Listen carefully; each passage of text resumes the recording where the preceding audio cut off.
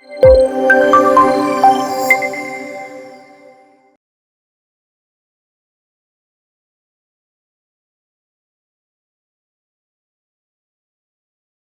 everyone, and welcome to Talk ETFs, our weekly video series where we sit down with experts and thought leaders in the ETF industry and beyond.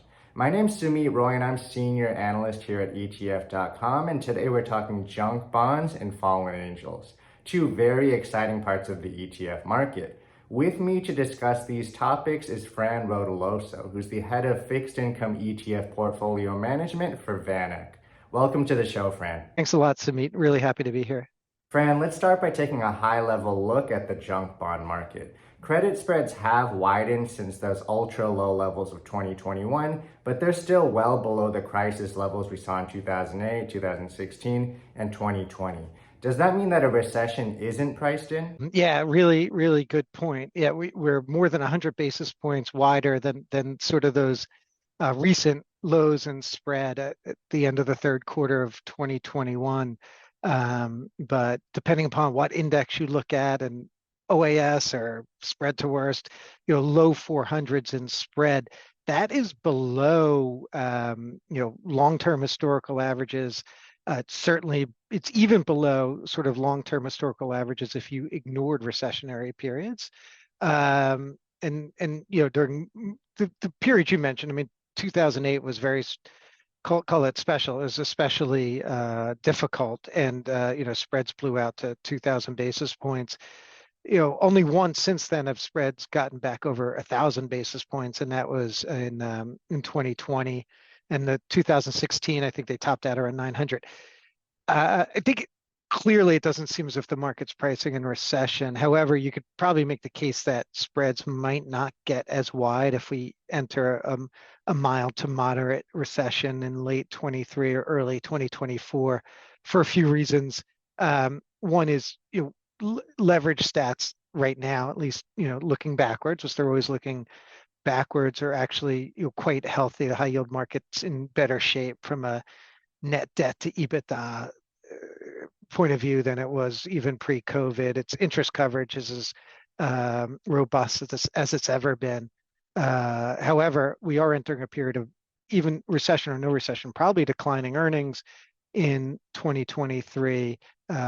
Whether or not gross debt levels go up, we'll probably see some disimprovement in a lot of metrics. So definitely not pricing in recession, probably not even quite pricing in a worsening of fundamentals, even if we don't actually enter a recession. So the way we look at it, we're probably near the tighter end of a range that could be a couple 100 basis points higher if we enter a mild recession. Fran, you have a very popular fallen angel bond ETF, almost $3 billion in ANGL. For people who aren't familiar with the fallen angel strategy, can you explain what that is? So yeah, we launched the fund more than a decade ago now in April of 2012, and it tracks a ICE, Bank of America, Merrill Lynch, U.S. Fallen Angels Index, and the definition of a fallen angel, especially for the purposes of this index, is a bond that was originally issued with an average rating of investment grade, so triple B minus or higher, on average from the three major ratings agencies. So a bond that was issued as triple B minus or higher that was subsequently downgraded to high yield. So it's a high yield bond that was originally issued as investment grade. So if its rating falls double B plus or lower, it would qualify for this ICE Fallen Angel Index. That index reconstitutes and rebalances monthly. So something gets downgraded on January 15th, it would fall into the index on the close of January 31st, for instance. So ANGL has performed much better than the broader junk bond market over the past 10, 11 years since the fund's inception. I took a look and I think the fund was up something like 100% versus 50% for broad market ETFs in that time period. What's the reason for the outperformance, and do you expect it to continue going forward? It's been quite consistent outperformance. There are certainly periods where people think, well, fallen angels are definitely a great place to be when there are a lot of downgrades. Because what happens when a bond gets downgraded from investment grade to high yield, it's changing universes. A lot of investment grade managers, either in an anticipatory fashion or sometimes because they're forced to because of portfolio constraints, are sellers of these bonds as they transition out of that investment grade universe, which is far larger than the high yield universe. So you're going from a larger set of owners to a smaller set of buyers. Also, these are generally declining credits in sometimes in entire sectors that are under a lot of pressure, like energy was in 2015 and 16, or banks back in 2008 and 9. And so what happens is there tends to be an overselling of these bonds when they undergo that ratings transition, more so than when bonds get downgraded, say, from single A to triple B or double B to single B, because of this change of universe. And a strategy that basically systematically captures this entire opportunity set really takes advantage of that forced selling, and ends up buying bonds usually at discounts of par, on average about low 90s in terms of cents on a dollar price historically for this index. Bonds that have underperformed the rest of the credit market over the last 6 to 12 months. Generally, they've lost about 8% in price over the 6 months before they enter this index.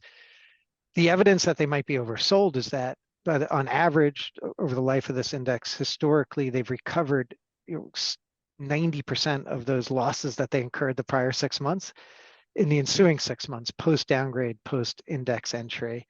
A couple of other reasons, though, that fallen angels have outperformed broad high yield through the cycle, not just when there are plenty of new fallen angel opportunities, are because one, it's largely a double B rated index. Most fallen angels stay in that double B category, which has a couple of knock-on effects. And one is we have a higher occurrence of rising stars or bonds that get re-rated back to investment grade, which tend to outperform high yield in the 12 or so months heading into that upgrade.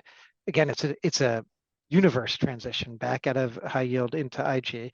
Another thing is when we go through periods of spread widening, having a higher double B exposure. It's currently about 87% double B in the fallen angel indexes versus about 50, between 50 and 55% in broad high yield.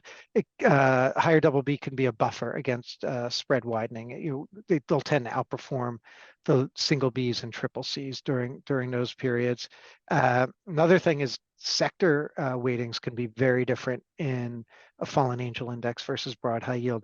So all of these factors over time have contributed, at different times in different ways to differentiated performance from broad high yield, but generally it's meant outperformance. Since we launched the fund, 10 full years, 8 of them, fallen angels have outperformed broad high yield. And as you say, it's been on average by about 2% a year. So the cumulative effect has been quite impressive. And yeah, the conditions still exist. The same sort of technical effect keeps happening. So we think a lot of the dynamics and ingredients are there for fallen angels to still be a really, really interesting option within a high yield allocation. Is there anything that could derail the fallen angel bond strategy and cause it to underperform going forward? There have been periods where they have not outperformed. There haven't been extended ones, but some of the causes for underperformance might be the sector mix. The thing is, whenever you get late in a credit cycle, what you notice is a fallen angel index will have much higher turnover at that point than a broad high yield index because of all of the ratings transitions that tend to happen late in a credit cycle. Remember, the triple B minus universe alone now is over $1 trillion US. It's 3/4 the size of the whole high yield universe. So if there's a big end of a credit cycle, this index can look a lot different very, very quickly. That being said, going into a period of credit volatility, if the differentiated sector mix in the current fallen angel index, it could prove to be unfavorable versus broad high yield. We just don't think that sort of difference or disadvantage would persist because there tends to be whenever the cycle turns. A big shift in the weightings in this index, and new fallen angels end up dominating sort of the market cap. I think it's more really what fallen angels have represented is sort of high yield beta. It's very highly correlated. I think over the last 5 or 10 years, like a 0.97 correlation with broad high yield.